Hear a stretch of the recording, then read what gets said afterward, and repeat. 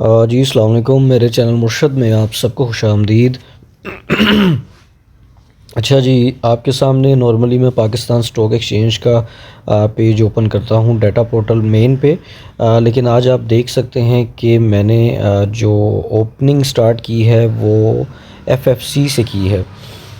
उसकी रीज़न ये है कि मार्केट में आज जितना भी पैनिक आया उसके पीछे जो सब बातें कर रहे हैं, जितनी भी चीज़ें केस स्टडी की जा रही है, मतलब इसको केस स्टडी ही कहा जाएगा आज के दिन के हवाले से, कि कोई पैनिक क्रिएट नहीं हुआ, कोई अमेरिका और ईरान की जंग वाला पैनिक नहीं था, ना ही इस चीज़ का पैनिक था कि इंटरेस्ट रेट वाला एलिमेंट है, आल तो बहुत कम परसेंटेज में उसका पैनिक हो सकता है। लेकिन जो असल पैनिक था वो ये था कि 1 बजे के राउंड अबाउट इन्होंने अपने जो रिज़ल्ट्स हैं वो इशू किए हैं, और वो जो रिज़ल्ट्स हैं उसके अंदर जो एक्सपेक्टेशंस थी कंपनी से बहुत अच्छे अर्निंग पर शेयर की थी, लेकिन वैसी अर्निंग पर शेयर नहीं आई। पहला रीज़न तो ये, और दूसरा रीज़न ये है कि कंपनी ने वैसे डिविडेंड नहीं दिए और ना ही बोनस इशू किए हैं। तो तीनों चीज़ें जो हैं वो नेगेटिव थी, और जितना इस कंपनी के अंदर इन अ सिंगल डे जो कंपनी है वो अप्रोक्सीमेटली 10% नेगेटिव रही है। और अगर आप इसकी शेयर प्राइस यहाँ पे देखें तो आपको आइडिया होगा कि कोई 60 रुपीज़ का जो डिप आया है वो सिंगल डे के अंदर आया है, और 650 और 55 के राउंड अबाउट या 665 के राउंड अबाउट की शेयर प्राइस थी, और वहाँ से गिर कर 597 पे इसकी क्लोजिंग हुई है। ओवरऑल अगर इसको स्टडी करें तो आज की जो इसकी लो प्राइस रही वो 596 रही अपनी क्लोजिंग प्राइस के पास, और जो वॉल्यूम रहे 2.1 मिलियन 21 मिलियन का जो वॉल्यूम है वो रहा इस शेयर के अंदर। और हाई जो रहा मार्केट में आज 677 का, और ओपन मार्केट में जो हुई वो 665 पे ओपन हुई थी, जहां से मार्केट से ये गिरना शुरू हुई। रिज़ल्ट की जो अनाउंसमेंट है वो अप्रोक्सीमेटली आई थिंक इस टाइम ड्यूरेशन के दौरान आई है, जो कि 1 बजे का बनता है, और उसके बाद से ही मार्केट ने ये डिप ली है।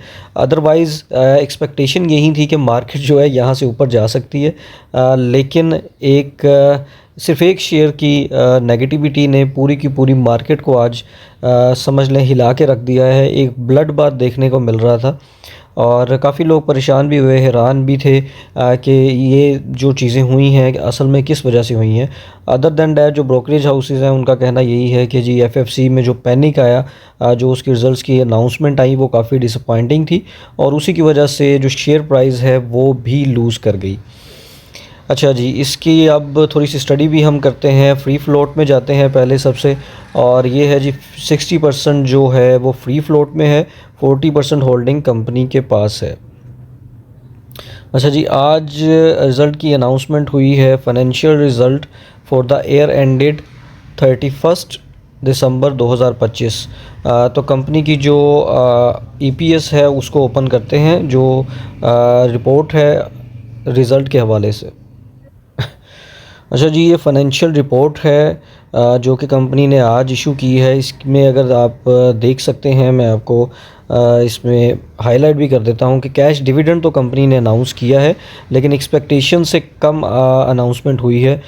जो कैश डिविडेंड है 85% अनाउंस किया है कंपनी ने, और ये एडिशन है जो कि ऑलरेडी कंपनी पहले अनाउंस कर चुकी है। 285% का कैश डिविडेंड पहले भी अनाउंस कर चुकी है। यहाँ पे अगर देखें तो बोनस कंपनी ने किसी किस्म का अनाउंस नहीं किया। राइट शेयर्स की बात करें तो राइट शेयर्स भी अनाउंसमेंट नहीं है, बाकी तमाम चीज़ें जो हैं वो नील कैटेगरी में आती हैं। अच्छा जी, कंपनी की परफॉर्मेंस की बात की जाए तो नेट प्रॉफिट जो कंपनी ने अचीव किया है वो है जी 73 बिलियन का, और जो अर्निंग पर शेयर दी है वो 51.7 दी है। इसका कंपैरिजन जो है वो हम नीचे जाकर इसकी मुकम्मल रिपोर्ट आती है जी, ये यहाँ पे कंपैरिजन भी हमारे पास आ जाएगा, और यहाँ पर हम इसको क्लियरली दोनों चीज़ों में कंपैरिजन कर सकते हैं।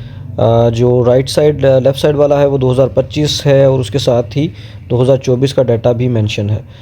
तो जी पिछले साल की अगर अर्निंग हम देखें तो जी 2024 की अर्निंग पर शेयर देखें तो 45.49 रही, और जो 2025 की अर्निंग पर शेयर देखें तो वो 51.69 रही। ऑल्दो अगर हम देखें कि जो अर्निंग है अगर हम उसको पिछले साल से कंपेयर करें तो वो तो बेहतर हुई है, उसमें तो कोई शक नहीं है। लेकिन एक्सपेक्टेशन कंपनी से शायद इन्वेस्टर्स की बहुत ज़्यादा थी, डिविडेंड की एक्सपेक्टेशंस बहुत ज़्यादा थी, जिसकी वजह से इन्वेस्टर फौरी तौर पे पैनिक कर गए और नतीजे में जो नतीजा आया वो आप सबके सामने है।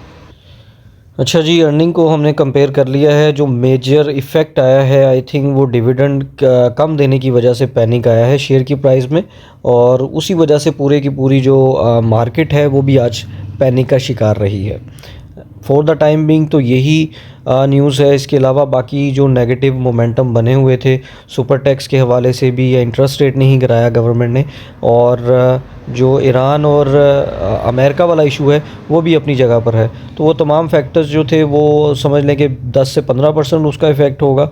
और इस न्यूज़ का अभी तक जो पूरी मार्केट के अंदर न्यूज़ चल रही है वो यही है कि एफएफसी की जो रिपोर्ट रही है वो बड़ी डिसपॉइंटिंग रही है, और उसी का इम्पैक्ट जो है वो पूरी मार्केट में आया। ऑब्वियसली जब शेयर प्राइस एक ही दिन में, ब्लू चिप शेयर्स की यही खसूसियत भी है कि जब वो बढ़ते हैं तो पूरी मार्केट को साथ लेके ऊपर जाते हैं, और ये खामी भी है कि जब वो गिरते हैं तो पूरी की पूरी मार्केट जो है उनके साथ ही गिर जाती है। अच्छा जी, यहाँ पे एक चीज़ मैं हाईलाइट कर दूं कि आप देख सकते हैं कि 1 बजे के दौरान जो है, जैसे ही इनका रिज़ल्ट और तमाम चीज़ों की अनाउंसमेंट होती है, जैसे ही एफएफसी गिरना शुरू हुआ उसके साथ ही पूरी की पूरी मार्केट भी गिरना शुरू हो। अच्छा जी, पाकिस्तान स्टॉक मार्केट की परफॉर्मेंस की बात करते हैं। जो प्रेशर इसमें आया उसमें ज़्यादातर तो जो मार्केट में ख़बरें हैं वो यही हैं कि एफएफसी की जो अनाउंसमेंट आई है, जो रिज़ल्ट्स की, उसकी वजह से डिप आई है कि उसमें बहुत अच्छा डिविडेंड नहीं दिया, और ना ही जितनी एक्सपेक्ट की जा रही थी इन्वेस्टर की तरफ से उतनी अच्छी अर्निंग पर शेयर आई है। अच्छा, उस हवाले से देखा जाए तो आज के दिन जो मार्केट की परफॉर्मेंस रही उसमें जो डिप आई है वो 6000 पॉइंट्स की ना single day I, 3.21% market negative थी। और अगर एफएफसी की प्राइस देखें तो वो तकरीबन 10% नेगेटिव थी। और इन कंपैरिजन अगर आज के दिन का हाई देखें तो 189 के राउंड अबाउट था, और जो लो मार्केट ने लगाया वो बहुत कम था उसी से। अगर उससे कंपैरिजन करें तो 7000 पॉइंट कम रहा है, 181,961 पॉइंट्स का लो मार्केट ने बनाया। और जो वॉल्यूम रहे कल की निस्बत कम थे, 413 मिलियन का वॉल्यूम रहा है मार्केट में, और जो क्लोजिंग है वो 182,338 पॉइंट्स पे रही है। आज के दिन का अगर आप ग्राफ देखें तो एफएफसी पे भी मैंने हाईलाइट किया था कि यहाँ पे तकरीबन 1 बजे के बाद उसका शेयर प्राइस गिरना शुरू हुआ, और वहीं से पूरी की पूरी मार्केट जो है उसने भी डिप ले ली। और यहाँ पे अगर हम देखें तो ये मार्केट ने एक अपना लो बनाया था जहाँ पे मार्केट ने थोड़ी बहुत सपोर्ट पकड़ी, लेकिन उसको ये तकरीबन 2 से 3 बजे के दरमियान का ग्राफ है जहाँ पे मार्केट ने सपोर्ट ली। मैंने आवरली जो ग्राफ्स के ऊपर डिटेल वीडियो बनाई है आप उसको देख सकते हैं। इससे पिछली वीडियो है आज के दिन की, जिसमें आवरली बेसिस के ऊपर जो जो परफॉर्मेंस मार्केट जिस तरह से परफॉर्म्स करती रही है उसके ऊपर मैं थोड़ा बहुत एनालाइज़ करता रहा हूँ और अपना ओपिनियन भी देता रहा हूँ।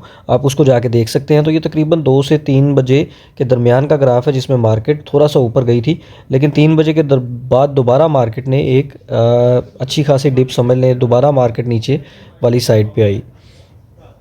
अब यहाँ से अगर हम टॉप परफॉर्मर्स की बात करें मार्केट में आज के दिन, तो पहले नंबर पे के इलेक्ट्रिक रहा है, दूसरे नंबर पे WTL, और डिप उनके अंदर बहुत हो रही है, बहुत ज़्यादा डिप नहीं है कंसीडरिंग देयर प्राइजेस। और बैंक ऑफ पंजाब जो है आज तीसरे नंबर पे रहा। अगर बैंक ऑफ पंजाब की प्राइस देखें तो 39.53 पे क्लोजिंग दी है, और काफ़ी देर से, काफ़ी दिनों से अगर हम देखें 1 मंथ की परफॉर्मेंस में तो 40-44 के दरमियान इसी ब्रेक प्राइस रेंज जो है इसके दरमियान घूमता रहा है। इसके बाद 41 से जो इसकी डिप आई है आज, उसमें पैनिक इस वजह से आया कि पूरी की पूरी मार्केट डाउन थी, तो ऑब्वियसली बाकी शेयर्स भी उसी फ़्लो के अंदर नीचे गिर जाते हैं, या अगर मार्केट पॉजिटिव हो तो उसी फ़्लो में ऊपर भी चले जाते हैं।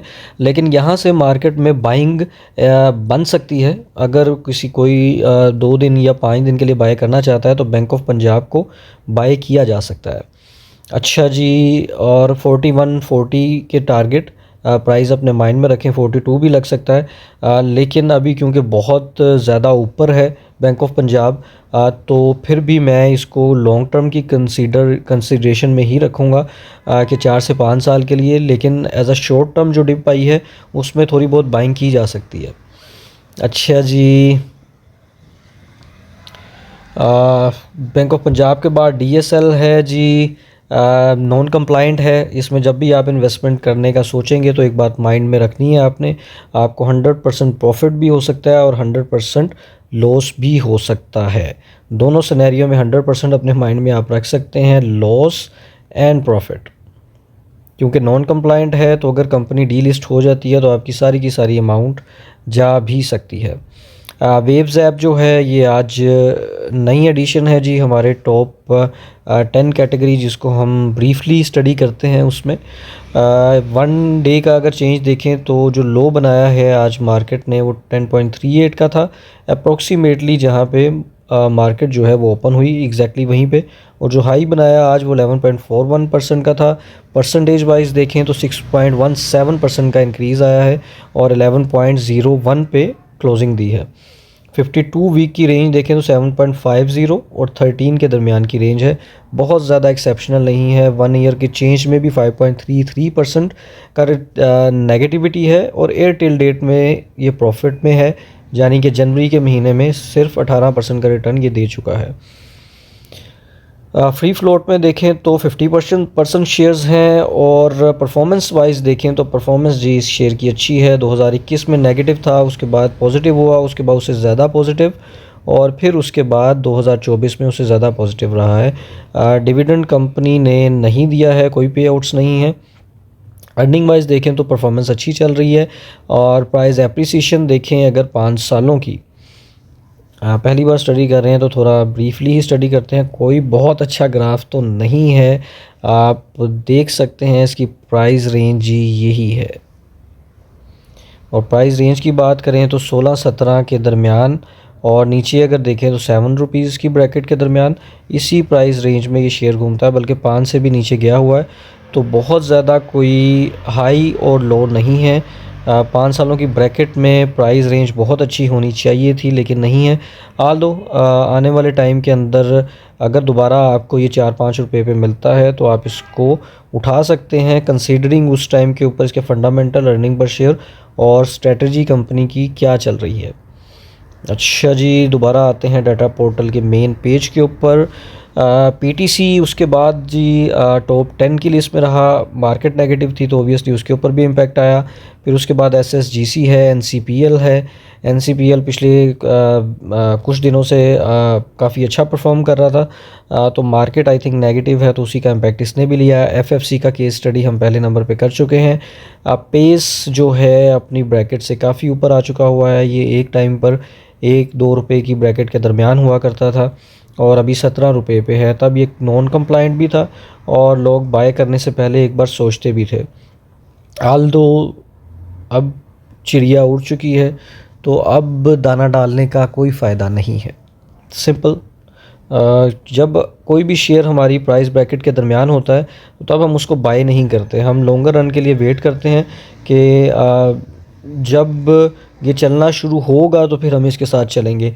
लेकिन जो लोग पहले अच्छे टाइम पर इन्वेस्टमेंट प्लेस करते हैं किसी भी शेयर के अंदर, चाहे वो बैंक ऑफ पंजाब का केस स्टडी हो जो कि 5-4 रुपये की ब्रैकेट में होता था और अब 40 रुपये पे है, या फिर कोई और केस स्टडी हो, तो ये तमाम शेयर्स जो हैं वो अच्छा परफॉर्म तभी करते हैं जब आपके लिए अच्छा परफॉर्म तब करते हैं जब आप उसको एक ऐसी प्राइस के ऊपर बाय करते रहे हों जिस तरह 3 या 4 रुपये, तब ही आपको असल बेनिफिट होता है और ये असल बेनिफिट होता है लॉन्ग टर्म के इन्वेस्टर को। अच्छा जी, आज एक चीज़ और हम ऐड करेंगे, जो सेक्टर वाइज परफॉर्मेंस है उसको भी देखेंगे कि कौन सा सेक्टर जो है कितना अच्छा परफॉर्म कर रहा था। ऑटोमोबाइल असेंबलर्स को देखें तो आज पूरा का पूरा जी नेगेटिव है। बहुत ज़्यादा जो सबसे ज़्यादा नेगेटिव परसेंटेज रही है वो DFML में रही है, 4.75% का। DFML नॉन कंप्लाइंट शेयर है, इसको एक बार स्टडी कर लेते हैं फिर दोबारा सेक्टर वाइज परफॉर्मेंस पे जाएंगे। इन बिटवीन कोई ऐसा शेयर आता है तो मेरा दिल करता है कि उस पर बात की जाए। देखें जी, 5 साल की परफॉर्मेंस के ऊपर बात करूँगा। दिखाना इसीलिए यही चाह रहा हूँ कि इसका जो लो था वो 4 था और अभी जो हाई है 24.25 है। तकरीबन कोई 6 टाइम रिटर्न्स ये दे चुका है पिछले 5 सालों में। पर ईयर की एवरेज भी लगाएं तो 120% रिटर्न बनता है। और अगर हम देखें तो ये नॉन कंप्लाइंट है। पाकिस्तान इज़ अ कंट्री जहाँ पे नॉन कंप्लाइंट शेयर जो है वो पहले ही मूव कर जाता है on the basis of news. Aldous I believe के जो न्यूज़ हैं वो भी अपनी जगह एक इम्पैक्ट रखती हैं। और जब भी आप न्यूज़ की बेस पे देखते हैं तो काफ़ी ऐसे शेयर्स हैं जो परफॉर्म करते हैं। इवन पीआईए के अगर आप फंडामेंटल्स देखें, तमाम चीज़ें देखें तो वो लॉस में है एक कंपनी, उसकी लाइबिलिटीज़ बहुत ज़्यादा है। तो हाउ कम कि वो एक शेयर ऐसा है जो 3 रुपये से 50 रुपये तक जा सकता है। तो ये उन बुनियाद पे जाती है स्टॉक मार्केट या न्यूज़, जब कंपनी की बैक एंड पे एक ऐसी न्यूज़ हो कि ये कंपनी का फ्यूचर ब्राइट हो सकता है। जिस तरह पीआईए प्राइवेटाइज हो गई तो ऑब्वियसली लोग बिलीव कर रहे हैं, एक बड़े ग्रुप ने बाय किया है, आरिफ हबीब ने, और वो चीज़ें जो हैं वो बेहतर कर सकते हैं बड़ा ग्रुप उसके अंदर। तो उसी का इम्पैक्ट जो है वो मार्केट के अंदर आप शेयर प्राइस में भी देखते हैं कि बिफ़ोर टाइम जो है वो शेयर ऐसा मूव कर जाता है कि अभी कोई ऐसी कंफर्मेशन नहीं आती, कंपनी के हालात बेहतर नहीं होते और फिर भी कंपनी परफॉर्म करती है। तो न्यूज़ और टेक्निकल का इन चीज़ों में बहुत लेना देना है। अच्छा जी, हमने इसको भी देख लिया है ऑटोमोबाइल सेक्टर में भी। तो सारे जो शेयर्स हैं वो तकरीबन नेगेटिव ही हैं। एसेसरीज़ की बात की जाए तो यहाँ पे भी ये जो सेक्टर है ये भी ओवरऑल नेगेटिव है। सिर्फ 2 शेयर्स जो हैं, एटलस बैटरी और BWHL जो है, ये 2 बस पॉजिटिव हैं, बाकी तमाम के तमाम नेगेटिव ही रहे हैं। सीमेंट सेक्टर की बात की जाए तो सीमेंट सेक्टर भी ओवरऑल नेगेटिव ही रहा। सिर्फ 2 से 3 शेयर्स हैं जो पॉजिटिव हैं, बाकी पूरे का पूरा सेक्टर जो है वो नेगेटिव ही परफॉर्म कर रहा है। कमर्शियल बैंक्स को देखें तो पूरा कमर्शियल बैंक का जो सेक्टर है वो नेगेटिव ही है। हाँ जी, बैंक ऑफ पंजाब को तो ऑलरेडी हम स्टडी कर चुके हैं। मिज़ान बैंक में भी 1.36% की डिप आ चुकी है जी। कमर्शियल बैंक्स के बाद फर्टिलाइज़र में देखें तो जिसमें ऑलरेडी इंक्लूडेड है एफएफसी, उसको हम देख चुके हैं, सबसे ज़्यादा डिप उसी में आई है। उसके बाद एजीएल में सबसे ज़्यादा डिप है, सेकंड नंबर पे 7.21% की डिप। फर्टिलाइज़र के बाद अगर हम देखें तो बड़ा सेक्टर देख लेते हैं, oil and gas exploration companies. तो जी नेगेटिव हैं, सबसे ज़्यादा नेगेटिविटी OGDC में है, 3.52% नेगेटिव आज रहा। और अगर आप ओवरली इसको 1 मंथ की ग्रोथ देखें तो 270 से मूव करता हुआ 321 पे है। ओवरऑल ग्रोथ जो है OGDC की काफ़ी अच्छी है, पेमेंट्स भी मिल रही हैं इनको सर्कुलर डेट की के हवाले से, तो ओवरऑल परफॉर्मेंस अच्छी है जी। उसके बाद oil and gas marketing companies में भी नेगेटिविटी ही देखी गई है आज के दिन में। SSGC भी नेगेटिव है, हैस्कोल भी नेगेटिव रहा, और PSO, ऑयल बॉय, तमाम कंपनीज़ जो हैं वो नेगेटिव ही रही हैं आज के दिन में। तो सेक्टर वाइज भी हमने परफॉर्मेंस जो है उसको एनालाइज कर लिया है। अब अगर हम चलते हैं जी टेक्निकल्स की तरफ। अच्छा जी, आज के दिन की जो परफॉर्मेंस रही है टेक्निकल आवर बाय आवर जो है वो तो मैं डिस्क्राइब कर चुका हूँ। और जो डेली चार्ट है जी वो तो बहुत नेगेटिव बना है और उसके रीज़न्स भी हमने फंडामेंटल के अंदर देख ली। मार्केट के अंदर किन चीज़ों का प्रेशर था, FFC और KSE 100 जो हैं दोनों ही समझ लें कि बहुत ज़्यादा FFC का ही प्रेशर KSE 100 ने लिया और एक ही टाइम पे दोनों नेगेटिव होना शुरू हुए और तकरीबन एक ही स्पीड से नेगेटिव भी हुए।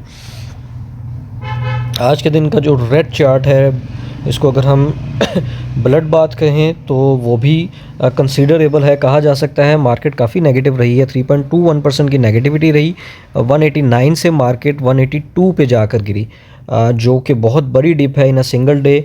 ट्रेडर्स जो ट्रेडिंग कर रहे होते हैं उनको तो अच्छा खासा लॉस होता है, इन्वेस्टर को लॉस नहीं होता इस सिनेरियो के अंदर, क्योंकि उसकी इन्वेस्टमेंट जो है ना तो फ्यूचर ट्रेडिंग कर रहा होता है वो, ना तो कोई और चीज़ होती है। वो बहुत ज़्यादा कॉन्शियस माइंड से, बहुत ईजी माइंड से इन्वेस्टमेंट करके लॉन्गर रन के लिए प्ले कर रहा होता है। और जब भी कोई इन्वेस्टर लॉन्गर रन के लिए प्ले करता है तो उसको नुकसान नहीं होता। 5 साल 10 साल की एवरेज देखें तो कोई भी इन्वेस्टर लॉस में नहीं जाता। हाँ, ट्रेडर लॉस में जाता है जिसने अपने फ्यूचर में ट्रेडिंग के लिए लगाए होते हैं या स्टॉप लॉसेस लगाते हैं तो अपना लॉस बचा लेते हैं। लेकिन हमेशा ट्रेडर लॉस में जाता है और इन्वेस्टर जो है वो हमेशा प्रॉफिट में रहता है। आज की डिप जो है वो सिंगल डे डिप हो सकती है। कल के दिन आप देखेंगे कि एक मेजर रिकवरी मार्केट के अंदर आती है। मेरी पर्सनल ऑब्जर्वेशन ये है कि मार्केट में एटलीस्ट कल जो है 185 186 का लेवल जो है वो लग सकता है, और अगर 188 का दोबारा लगता है तो बहुत ज़्यादा बुलिश होगा। यहाँ से अगर हम देखें कि वीकली चार्ट के ऊपर बहुत बुरा असर पड़ा होगा। जी जी बिल्कुल, तकरीबन 2 वीक से ज़्यादा की जो प्रॉफिट है वो मार्केट लेके जा चुकी है। एक ये पिछला वीक, एक उससे वीक, और जो उससे तीसरा वीक जो उससे पहले का था। समझ लें पूरे मंथ का जो प्रॉफिट है वो चार्ट है वो बिगड़ चुका है, उस पर काफ़ी ज़्यादा इफ़ेक्ट आया है।